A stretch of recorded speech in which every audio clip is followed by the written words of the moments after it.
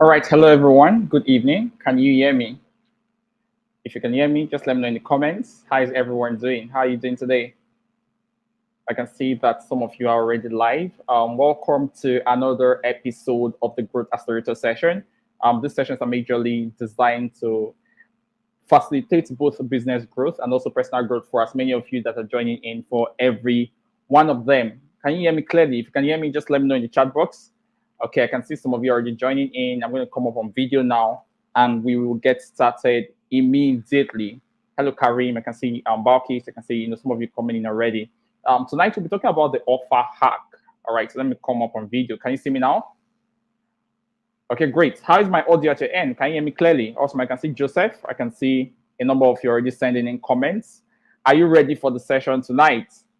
All right, great. So the session tonight is the offer hack, how to create an offer for your product or your service. All right, how to create an offer for your product or your service. Now, this is going to be a very progressive and interesting session. And I want to just follow because every single part of the session is super important. All right. How to create an offer for your product or service. By the end of this video, every single person here will be armed with exactly what they need to create an offer, an actual offer that is profitable, an offer that brings in clients, bringing customers, brings in the leads that you're looking out for. That is what we'll be talking about tonight, all right? And if you're watching the replay, that's what you'll be getting from this session. Now, the first thing I want to talk about before I even go ahead and talk about the offer is what I call the mindset behind offers. The mindset behind offers. If you want to create an offer that would actually make sense, if you want to create an offer that would actually be to a large extent profitable for you, to a large extent irresistible to your audience, the place it starts from is a particular mindset. And I need to be very emphatic about this because sometimes when people want to talk about strategies and tools and techniques and things like that, when you your mindset, some people just immediately tune off. They immediately log off mentally. Why are we talking about mindset? Why not tell me, number one, do this, number two, do that? See, the thing is, no matter the actions you take, no matter what you do, if you're not doing them from a particular point of your mind, it is difficult for you to get any sort of results. All right. So that's why the mindset is important. And what's the mindset behind an offer? The major mindset you need to have if you want to create an offer that will be profitable for you is the mindset that you want to help. That's the first mindset. You want to help, but that's not enough. All right. Because there are people that want to help, but they don't have what it takes to help. So there are two things. The mindset is the mindset that you want to help and you have what it takes. You can write it down there. You can write it in the chat box. So your mindset must be a mindset that number one, you want to help, and number two, you have what it takes. This is already some sort of a qualifier. Because if you're creating an offer and your major goal is not to help, it is really difficult for you to, be profitable in the long term. All right. If your goal is just majorly let me make money and then get out of here, that becomes an issue. And that's not the kind of offer creation I'm looking at teaching. So if you have that goal that you want to help and you have what it takes, then your offer creation process begins. That is the first step. That's the first step of offer creation. You want to help and you have what it takes. With that mindset, we can get started. So do we all get that mindset? If you got that mindset, you can write that down in the chat box. All right. So let me take you through what I call the offer process. All right, the offer process is a very interesting process, and it's one that when we are done with, you will have what it takes to create your own offer. All right, the offer process, and this is a unique process that I have come up with over time. I've created countless number of offers, both for people and then also for me or for myself. Right. So for the offer process, the first thing that is really important when you want to create an offer is you have to start with an audience, not with your product. And this is where many people get it wrong. You want to create an offer and you just go ahead and say, okay, what am I selling? Now that's a great point. But the first thing you start with, if you want to create an offer that would really be profitable, is your audience. What audience are you targeting with whatever offer you want? You have to go back to the point of the audience. Who are the people? And I have a definition for an audience, and you can write that down. My definition for an audience is your audience is a group of people that have a problem. Marketing wise, now, an audience is a group of people that have a problem. The simple way to think about an audience. Now, this problem may not be something that maybe can be solved by just the government or things like that. It can be any kind of problem. That means once you can identify a group of people, the next thing you need to do is what problem is common to these people? What problem is common to these people? Let me do a quick example here. If you're currently in Nigeria, I know my audience is more than one. I can see that Gositobi is also live here. Great to have you on board. So I know that my audience is, global. But then if you're currently in Nigeria at the moment, and I talk about an audience like students, so Nigerian students at the moment, can you tell me one problem that is common to students at this particular time, as at June 2022, as at early June 2022, in Nigeria? What problem is common to all students? Someone should type it out there in the chat box. What problem do you think is common to all students at the moment? So think about your audience that way. This group of people, what are their problems? Another group of people can be, for example, business owners. What are the problems of business owners? Make a list of it if possible. A group of people, someone is telling me there. So Tunde says ASU strike. Emmanuel says, yeah, that's true. That's a problem that they have. Now, that problem is a problem that you may not be able to solve. And I know why I'm using that example, because it is not every problem of your audience you can solve. That's why you need a list of problems. Think about an audience. It can be business owners. It can be affiliate marketers. It can be students. It can be doctors. It can be volunteers, right? Think about an audience. Now that you've gotten your audience, what are the problems that this audience has? Make a list of it. Calm down. This is how you create an offer. You don't rush into creating a standard offer. Calm down. Business owners is my audience. What are the problems? Who can tell me a problem of business owners? Number one, sales. Number two, record keeping. Number three, marketing. Number four, content creation. They're always in the market. They don't have time to create content. Number five, this. Make a list of all the problems that your audience has. Now, out of those problems, right? Out of the problems your audience has, look at it and think, which of these problems can I solve? And I'm asking this because, do you know that ASU strike is not the only problem of students right now in Nigeria? There are many students that their problem is they don't know the next time that they will be able to pay their fees. For those students, their problem is money. It's not ASU strike. All right? Their problem is money, and it's not ASU strike. So an audience has different problems. Make a list and then ask yourself, which of these problems can I solve? So number one is what? Audience. Number two is what? Problem. Are you following? So I should write that down. So we have the audience, we have the problems. Make a list of all the problems. So first, identify an audience. Number two, make a list of all the problems that they have, as many as you can think of at least.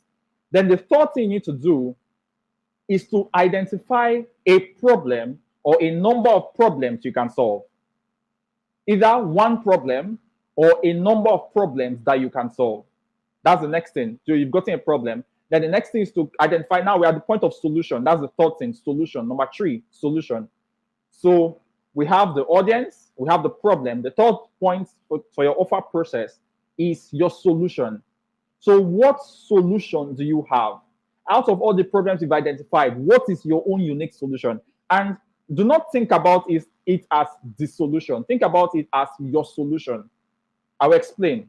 What is your solution? For example, when it comes to the ASU strike, for example, the solution of ASU strike is that they should call off the strike. That's the solution. But you don't have that solution. Your solution to ASU strike can be, how can people make money while they are on strike? How can students make money while they're on strike? So that can be your solution. That's not the solution, but that's your solution. Let me give another example. Business owners. Give me problems that business owners face. I think I've listed some before. Let's say sales, for example. Do you know that email marketing is not the solution to sales? But email marketing is a solution to sales. So you can say that for me, my own solution to the problem of sales that business owners have is what? Email marketing. And then I can now say, I'm going to teach you how to use email marketing to do what? To increase your sales. I will show you how to use email marketing to increase your sales. Email marketing is not the only solution to sales. It is your solution. It is one of the solutions. It is the solution you're choosing. So when you're creating an offer, choose a solution to a problem or a number of problems. It's not the solution, it is your own solution. What is your solution to this particular problem? What is your own solution to this? There are many solutions to a problem. Let's even take the problem of sales, for example. We have email marketing is a solution. How to run Facebook ads is a solution. Content marketing is a solution. Offer creation is a solution. There are many solutions to sales, but you can't have an offer that has literally every single solution. It is best, even if you're going to have all the solutions, make a list of all your solutions. What are your solutions to these problems? Now, out of the solutions you've created, the issue is that some of us will go ahead and we sell our solutions. No, you don't sell your solution. Your solution is the next step. That's the third step. The fourth step is your product or your service. You don't sell a solution. The next thing is you need to create a product or create a service. I personally define products as an excellently packaged version of the solution you have to offer. You can write that down. Your product is an excellently packaged version of the solution you have to offer. That is what your product is. So you've identified your solution. For example, Goshitobi says her solution is how students can gain meaningful experiences through volunteering during this period. That is an amazing solution for students that would want to go through volunteering to get experiences in this time, because most of the times when you get to that point of career and expanding of your options, you find out that volunteering is an amazing way to add things to your list of experiences. Now, many people want that solution, but then how can people get that? They can't get the solution directly. You need to package it in a way. For example, an online course is a form of packaging. You've packaged your solution in a course. An ebook is a packaging. A live class, a webinar is a packaging. You've packaged your solution into a product. Your product now is, for example, a webinar. Your product is an online course. Your product is an ebook. Your product is a checklist. Your product is several things. It can be anything. It can be an academy. It can be a coaching program. It can be a closed coaching program. It can be a mastermind. That is your product. You have now packaged your solution in an excellent way. So your product is an excellently packaged version of the solution you have to offer. Now, one thing I always say, especially for service-based businesses, is every service-based business should also productize your service. It's easier to sell a product. I keep saying this. It's easier to sell a product. And what I mean by productize your service, if you're rendering a service, for example, Facebook ad service, for example, do not wait for someone to come and meet you before you say, this is the price for my service. You should have a benchmark. You can say, for example, I run ads starting from 50,000 naira per month. I run ads starting from 100,000 naira per month. I run ads starting from 150. That's a benchmark. That may not be your exact price, depending on the scope of the project and things like that, but have a benchmark. Every single service provider, all right, sell products. Think about it. Think about MTN, for example. How many of you go ahead and buy? How many of you go ahead and buy service from MTN? Do you buy service? What you buy is they put out products for you. Yes, they're a service provider. They call them service providers, network service providers, right? But then they put out products. 1 gig at 500 naira is a product. And one characteristic of products is products have a price. The price can be free, but products has a price. Every product has a price. For some products, the price is 0. That's fine, but that's the price. You know you have a product when you're able to put a price to it. And that price doesn't have to be exact. It can be a range. It can be a price range. It can be from this to this. It can have a lower limit and a higher limit, and that's fine. But have a price. So they will say something like, if you want to get 1 gig, you can get 1 gig at 500 naira. You can get 20 gig at 7,500 naira. What are they doing? They are presenting their products to you. I'm personally using a 1 terabyte subscription, right? And that is a product. There are some products, they create products for different range of audiences. So even though I can now afford some certain kind of subscription, there was a time that I was going for their smaller products. So a characteristic of product is that what it has a price. They are a service provider. True or false? MTN is a service provider. They provide you with service. That's what they do. But although they're a service provider, they have been able to create products. They've packaged their service, their data service, into products. So if you have a service brand, you're a graphic designer, you design for people. What are your products? Your products can be logos from 20,000 naira upwards, flyers from 10,000 naira upwards. That is a product. So you are able to have a list of what you offer and the price at which you offer it. Many people struggle to sell because they don't have a product. They have services, but they have only services, not products. So you're a makeup artist, and when someone comes to meet you for makeup, that's when you're thinking, how much should I charge this person? What should I charge? Okay, does the person have money? You go to their profile, you check.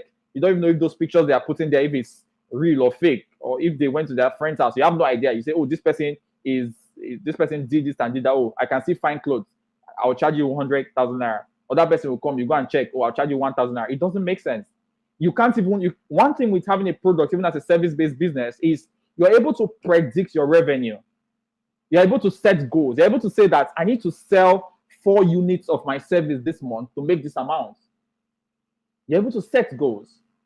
So you've not gotten to an offer. You have a product when you're able to fix some sort of pricing. That's the next step. That's the 4th step. Now we go to the last step, which is an offer, and that's like the major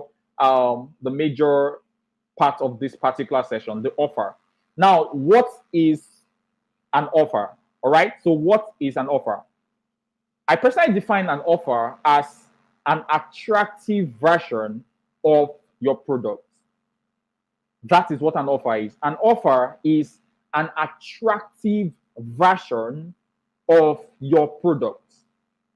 If you can get to that point where you package your product in an attractive way, that is an offer. And it's attractive not to you, but to your customer, your potential customer.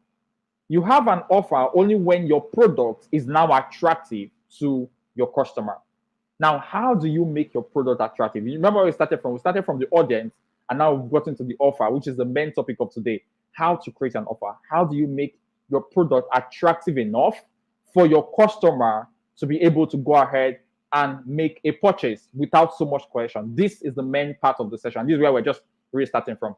Now, the first thing, when it comes to offer creation, is you have to ask yourself this question: what do people want? Remember, you started with an audience. That audience, what do they want? You'll be surprised that an audience that has a problem, all right, remember our journey, you've identified an audience, your audience has a problem that you have a solution for, that you've created a product for. When it's time to create an offer, you'll be surprised to find out that the product you created or the solution you created for their problem, that is not what they want. Now, it is what they need, but it's not what they want. They need your solution. All right? They need your solution, but it's not what they want. It's normal human behavior. Someone needs something. Something is essential to you, but yet that's not what the person wants. So when you want to create an offer, you need to get a balance between what you have and what people want. And I'll explain how to go about that. This is what you need to do. First of all, ask yourself this question: what is the current state of my audience? Where is my audience at this time? What's the current situation? Let's say, for example, the current situation of a business owner is poor sales. That is the current situation, poor sales. Let's say the current situation of, for example, let me say volunteer, for example. The current situation of a potential volunteer or someone that would want to volunteer, or even someone that is currently volunteering, is the person feels that volunteering is not profitable, or the person has been volunteering, but the person has not gotten the kind of rewards that was in his mind or in her mind when the person started volunteering, right? Probably the person doesn't have a proper concept or doesn't know how to leverage volunteering opportunities in a way that you can use those volunteering opportunities to improve your personal brand. The person doesn't know how to go about that. So maybe personal branding for volunteers. That is what they need, but that may not be what they want. Now, how do you know what they want? Let me walk you through that. What they want is this. Think about their current situation. What is their current problems? What are their current frustrations? What are their current shortcomings? That audience you identify, what is their current situation? When you've listed what that situation is, then ask yourself, what is their desired situation? What is their desired result? What would be satisfaction in quotes to them? What will happen to them that they will say, this will be a form of satisfaction to me? Remember what I said, their current situation and their desired satisfaction or their desired result. Current situation, desired result. Now, your goal is to walk them from current situation to desired result using your product or service. Let me explain what I mean. Your goal as an offer creator is to walk your customer or your audience or your potential customer from his current situation to his desired result or desired satisfaction. That is your goal. His desired satisfaction is what he wants. He doesn't really want your product per se. He doesn't really want your service. What he wants is more sales. What he wants is more followers. That's his desired satisfaction. You have to sell your customer's desired satisfaction. Now, you know that your product will give him that satisfaction, but he doesn't know. And truly, he does not care. Your product, remember, your product started with him, the audience in mind. Your product started with you creating his problems, you creating his solutions, you creating his product or service. That's where you started from. But he doesn't really care about your product or service. If you sell him your product or service, he may never buy. She may never buy.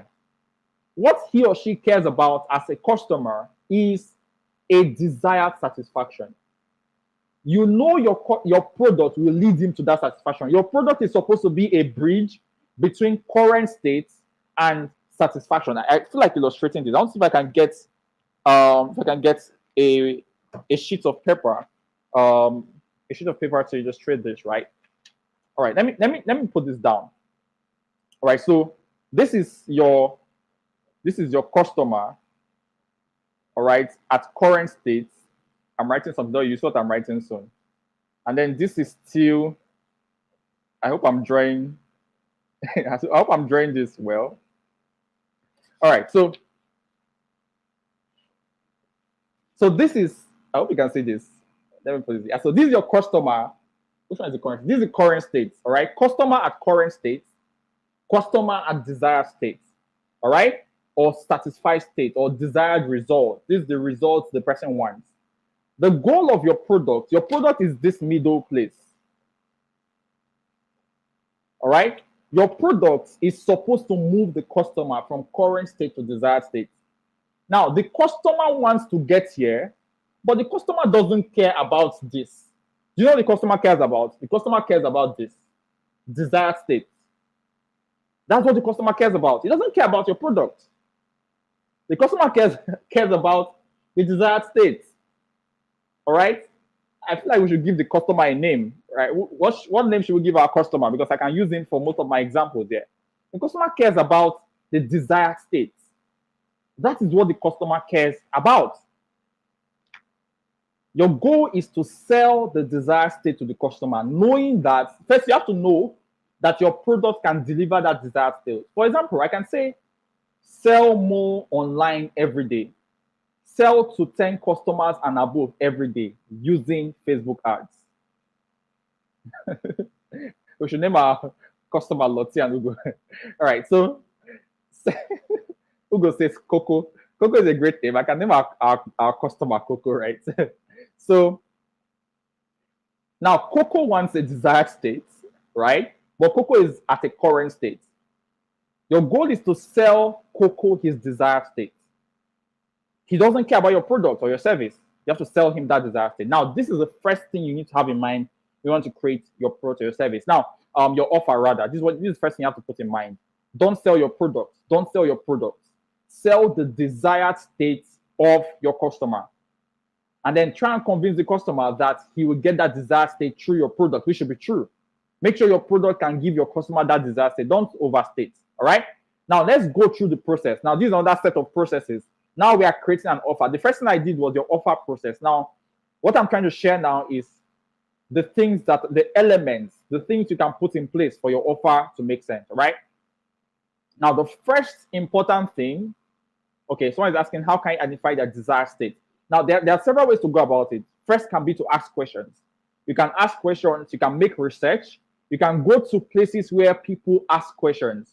For example, you can go to a business community, you can go to a place where there are many business owners and check what are they asking in the chat box or in their comments. There are very big people when it comes to business, maybe influencers and things like that, right? Go to their comments. What are people asking them? What are the questions people are asking? What are the things people are wanting to do? That's one way to go about it. Second way is if you were in their shoe before and you've left their shoe, you can sell your current state to them since your current state is their desired state. Do you understand? If you were in someone's shoe before and you've left the shoe and, things have gotten soft for you, right? You can sell your current state since it's their desired state. You can tell them that you have what it takes to move them across that funnel, across that channel. All right? So now let's talk about the offer creation itself. The first thing you need to know if you want to create an offer that really sells is clarity. Clarity for your audience. Your offer must be clear. That's the first thing. So you can write that down. Clarity for your audience. Your offer must be clear. Clarity in the sense of what exactly are they getting. For example, you can say, increase your sales to more than 10 customers a day or more than 50 customers a day using Facebook ads. What they are getting, you have to clarify the results. Clarify the result they are getting. What result would this product do for them? What result would this product bring for them? Clarify that very well. And your result must align with their desired result. Don't go and give them results. Don't go and form a result for them. Remember what I talked about your desired result previously. Your result, the result you're promising them, the clarity of result you're giving them must align with the result they already desire. Right? You go and meet a student now, you say you give him a result that doesn't have anything to do with him. He won't care about you. Someone that just finished JAMB, for example, for my Nigerian audience, right? Someone that just finished secondary school, WAEC, JAMB, what do you think the person wants next? What do you think the person wants next? Admission to university, true or false? Admission to university.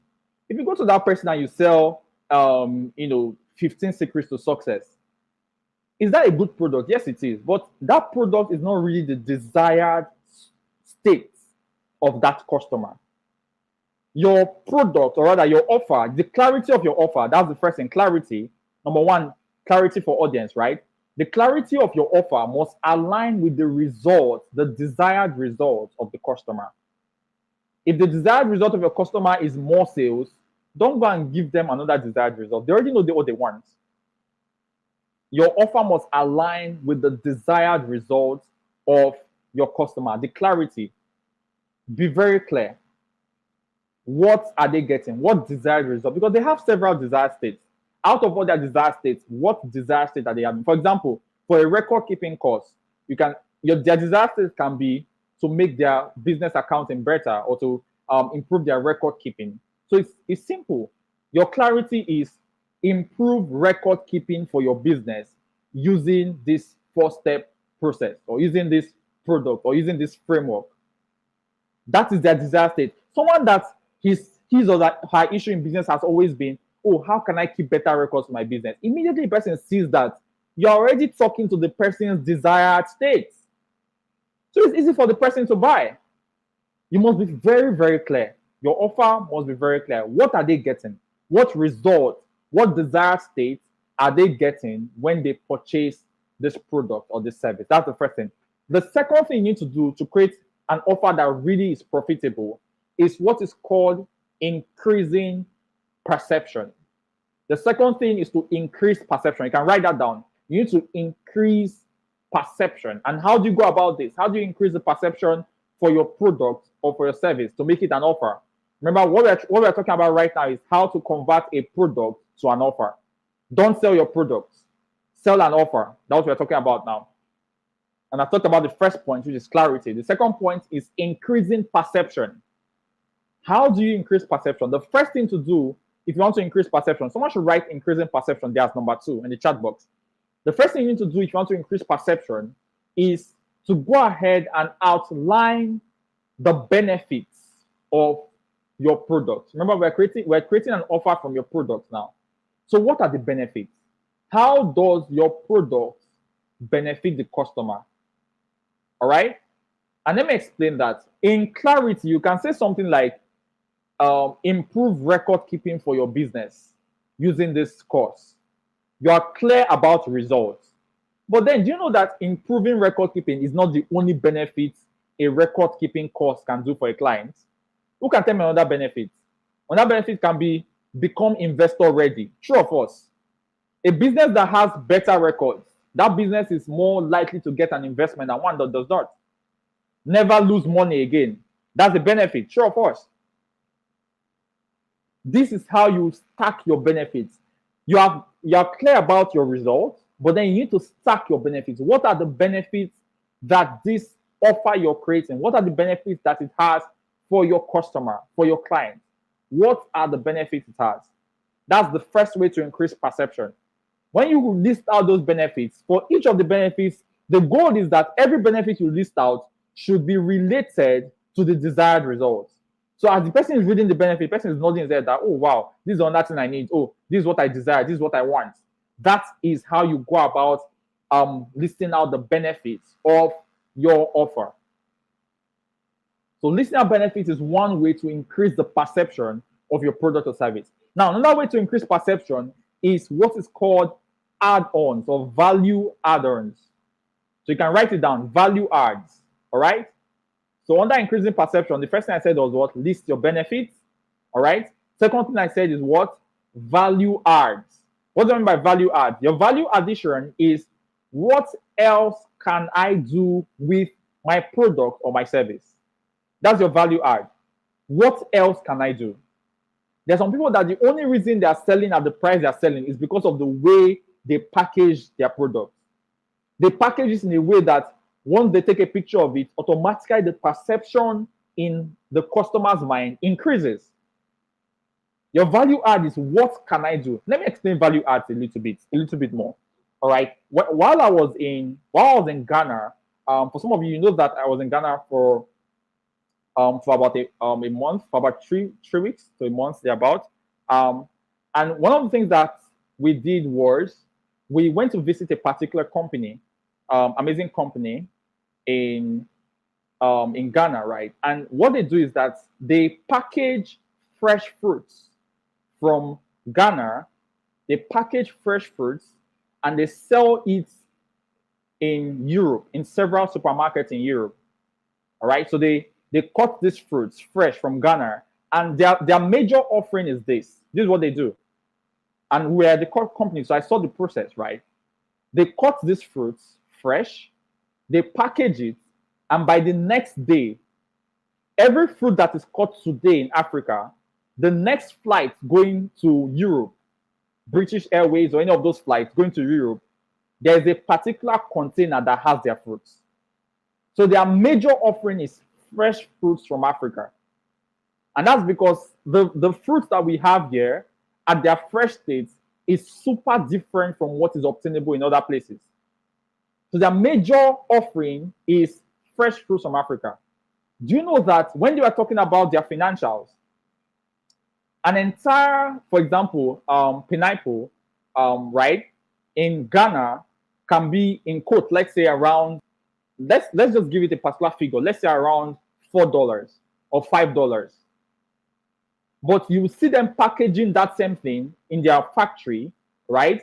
And slamming things like $15, $21, because they've cut these fruits. They'll mix, coconuts, mango, African fruits, put it together and put a price that is up to 7, 8, 10 times more than the price of the entire fruit. And this is being sold every single day. There's literally no day that they do not have a reason to ship. In fact, from what they told us, there was actually a time that the the fruits industry in Ghana was not able to meet their demand. So they had to import fruits from neighboring African countries to Ghana just to meet the demand of what's happening in Europe. Why? There is an audience in Europe that wants fresh fruits from Africa. But their value addition is cutting that fruit and then making it, packaging it in a way that is pleasing, that is attractive to their audience.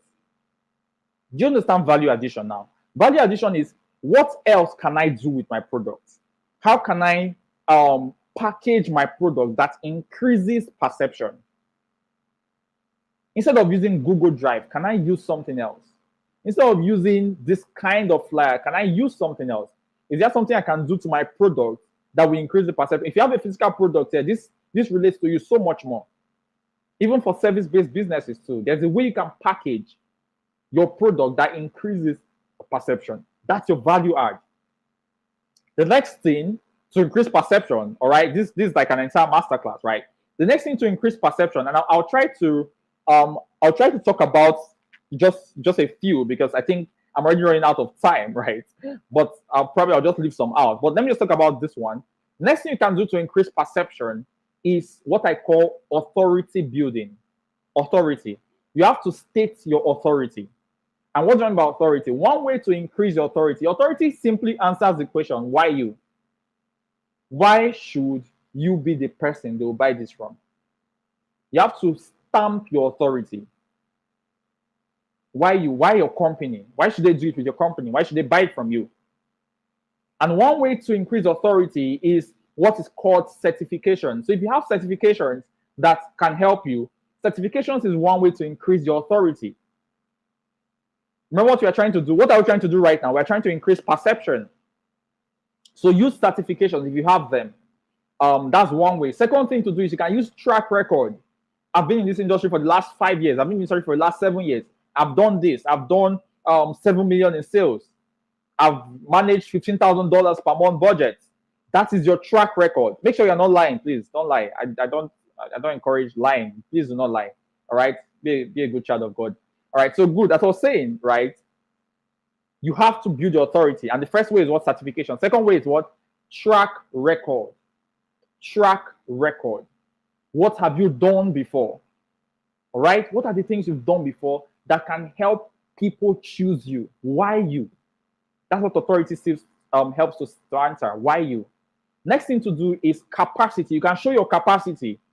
If you're a physical-based business, you can show. If you have a store, you can show your store.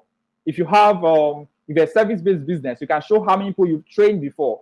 What is your capacity? Let people know your capacity. How big are you? What can you handle? What have you handled before? That's capacity. How can you show your capacity? All right. So track record, capacity. I think the last thing I'll talk about is but let me just leave it at that. But these are things to build your authority. All right. For those of you that want to get like full details, just follow. Make sure you're in my Telegram channel. You may most likely get access to a more extensive course on this. There's a particular program that I'm putting up. It's called the Digital Business Triangle. And remember, the offer is just one part of the entire triangle. So when that particular training is out, try your best to get into it. You get the full details of every single thing. This is just like a picture of the iceberg, right? So the next thing to do under perception, and I'll just talk about this and I'll move to the next one, is testimonials. You can use testimonials to increase your perception. All right? Testimonials. Use testimonials to increase your perception. What other people that have worked with you before, what are they saying about you? What are other people saying about you? That is what testimonials is. What are people saying about you? What are the great things people are saying about you? That is how you increase your perception using testimonials. Are you getting value so far? If you're getting value so far, just go ahead and type value in the chat box. Let me know that we are still together. Are you getting value? Are you going to share this session with someone? All right, so one thing you can do is, and let me go ahead and change this. One thing you can do is you can go ahead and take a screenshot of this session right now. So after the second session, you can share it with your friends. You can share it on your Instagram stories. You can tag me, and I'll get to repost those stories. Let me know what you'll be doing differently after this session. Let me know what you got as valuable from this session, tag me at Fisteven on Instagram, Fiistephen. So Fisteven. So that's we're still on the second point. The third point, and I'll try and hurry up because we're running out of time. The third point is your pricing. Your pricing. That is the next point when it comes to creating an offer. Your pricing. What do I mean by your pricing? Your pricing is simply what exact financial value are you exchanging your offer for? What financial value are you exchanging your offer for? And the goal when it comes to pricing is this: your perception or your perceived value must be greater than your financial value. Your perceived value must be greater than the price. Let me just make it short. Your perceived value must be greater than the price. That's why I started with your perceived value. So at the end of your stacking out the many things that make your value, your perceived value increase, you should put a price that to an extent is minimal compared to the value. Now, a kind of a psychological reversal in this state is sometimes there are some prices you will put that even your price helps with perceived value. Do you know that? There are sometimes that you will see some particular prices at a product and you'll be like, is this an original? How many of you have gone to price? You went to price a wristwatch and this wristwatch was very fine. They told you 15K. And then you price and price and price. There are some of you that are very skilled at this pricing thing. Yeah, 15K. First thing you do, you shift back. You're like, oh my God, 15K, how? What type of thing is that? You act very shocked, as if they're trying to do something bad to you. You act extremely shocked, right? And then you start pricing and pricing and pricing until the person will just get tired and say, okay, bring the 1.5 that you have. And when they've said bring the 1.5, you now start thinking, is this wristwatch, is it really original like that? Like, is it really what I was thinking that I want to buy? You start thinking twice. So sometimes even some certain kinds of pricing can affect your perceived value. So you can price in a way that the perceived value can also increase. But the major goal is to make sure that in all things, in everything you're doing, let your perceived value be higher than your price. But do not forget that your price can also affect your value, your perceived value. Because people are like, how are you giving me all these things for 500 naira? How is it possible? Some people may still go ahead and buy just to see what's up. And it would be great if you actually give them something that is very valuable at a little price. What it gives you is testimonials, lots of testimonials. All right, you're able to sell to a large number of people, but your perceived value must be higher than your price. That is the point for pricing. The next thing, and I'll just hurry now because we're almost at 45 minutes, which is my mark. The next thing to create an offer is bonuses. Bonuses, all right? So for your bonuses, you answer the question, what else can I give? What else can I give? That's bonuses. What else can I give that will be valuable to this customer? That's the question you should ask. Don't go and give something different. I remember I got a full suit from a vendor, amazing young lady, and she gave me a pair of socks. I got navy blue suits and she gave me navy blue socks, right? And I didn't buy the socks. Of course, the socks is, I don't know how much, but it can't be anything close to her profits on the suits. But then she gave me an extra package, which was a pair of socks, right? That is like a bonus. That was like an extra. That was like an addition. It doesn't really affect what she's making to a large extent. Make sure that your bonus is not really taking away your profit. You have to be very clear. That's why your pricing strategy has to be on point. But for your bonus is, what else can I give that will be valuable to this customer? I know you're selling hair creams, but then can you give a comb, for example? I know you're selling hair cream. Can you add a guide on how to wash your hair properly? What else can you give that will be valuable to this customer? That is bonus.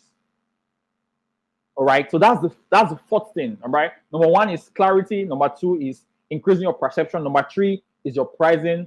Number four is your bonuses. What are the bonuses you're adding to your customer? This is how you create an offer. Now, the fifth thing, all right, really quickly, is to reduce risk.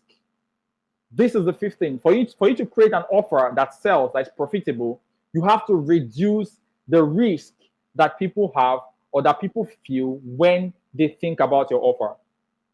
And how do you reduce your risk? How do you reduce the risk that people feel? Because everyone is apprehensive. There are many people that have been burnt before. Several people have tried to buy something and they got what they ordered versus what they got was very different. So what you need for those type of people is how can you reduce the risks, the fear, the burden in their heart when it comes to the product or the service you're trying to give to them. And how do you go about reducing risks? One way you can go about doing that is what I call guarantees. You can give a guarantee.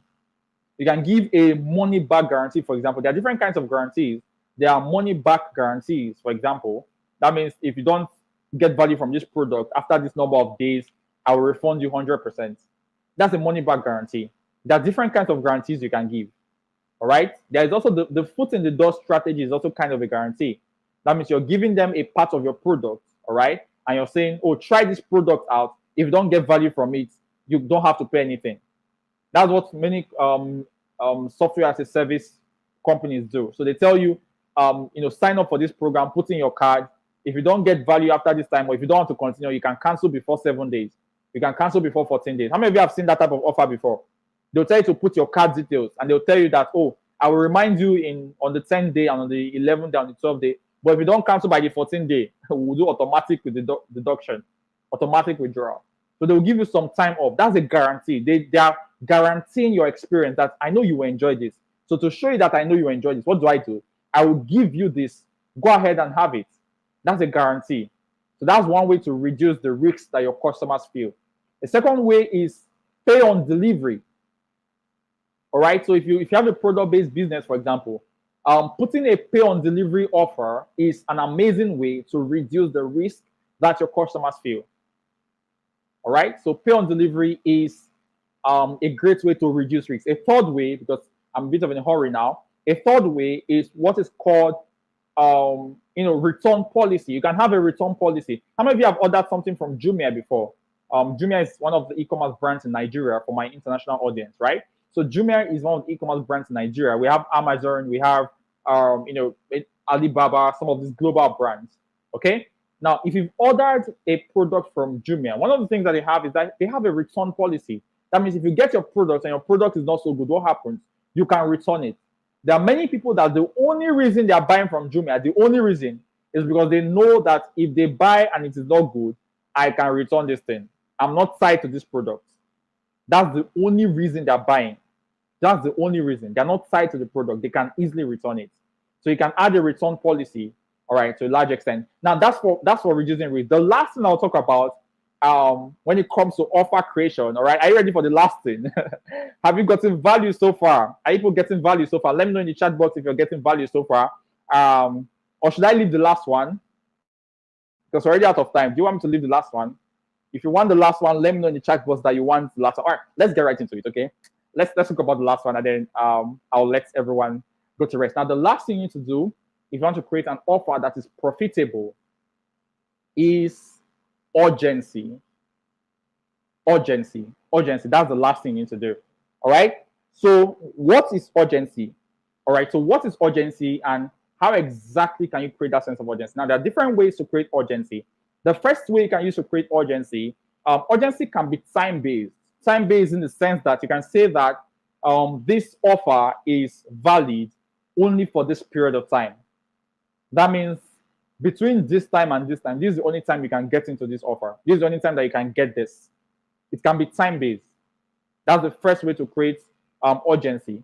The second way to create urgency is it can be quality, or rather, it can be quantity-based.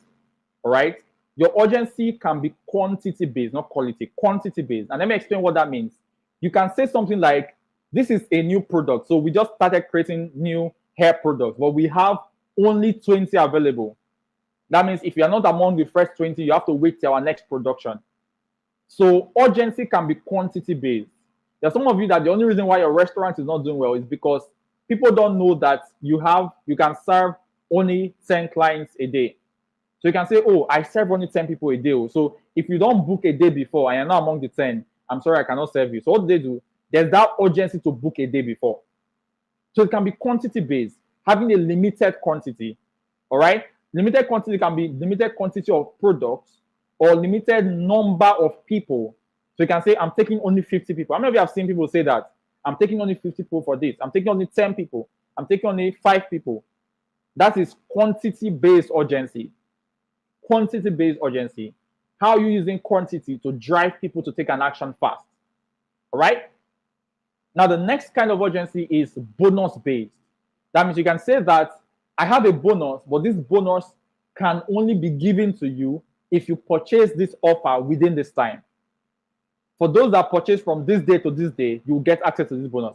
Other people, you can purchase it, that's fine, but you won't get this bonus anymore. Bonus-based urgency. That's how you create urgency through bonuses. Now, the last way to create urgency is discount-based urgency. No, when you think about offer, many people think it's discount. When you hear offer, oh, give an offer, they think, oh, give a discount. No, you can see discount is like the last thing I'm mentioning. So there's discount-based urgency. That means you can take some part of your pricing off for those that will buy within a period of time. That is discount-based urgency. These are the ways you can create urgency for your offer.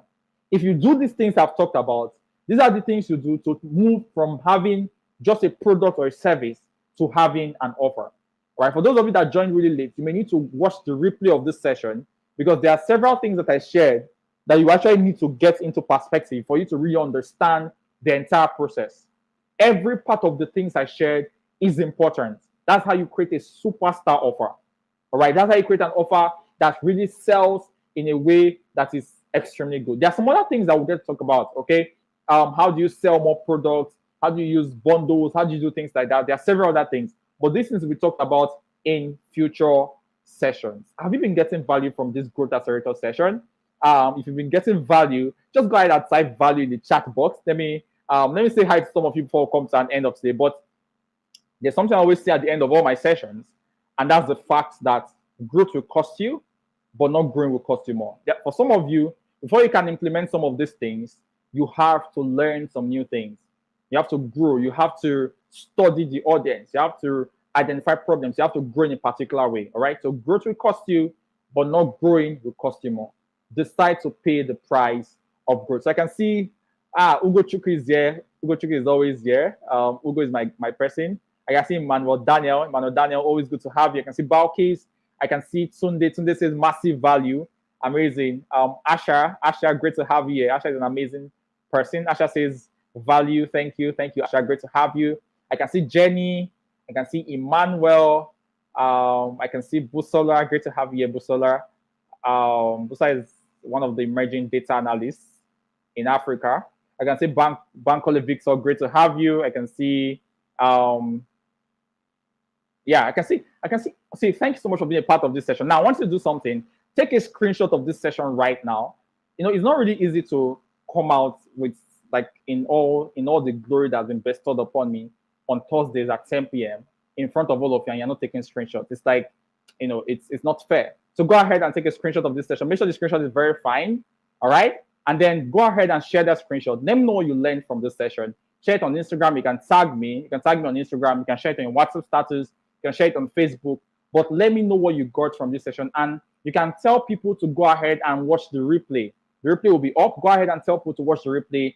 Give them a link to my channel. If you've not subscribed, go ahead and subscribe to this channel as much as possible. If you're not subscribed, go ahead and subscribe right now. Invite your friends. And okay, actually I said I should post, but I don't know what post to use, right? So just just go ahead and I don't know. Are there event photographers there? Digital event photographers. So you can take one very nice one and then share it with everybody so that they can use it for their posts, all right? But then thank you so much, everyone, for being a part of this session. Thank you for those watching the replay. We'll be live again on Thursday at 10 p.m. So next week, Thursday at 10 p.m., we'll be on our Growth Accelerator session. Mark it on your calendar and be there. Thank you so much and enjoy the rest of your night. Sign out.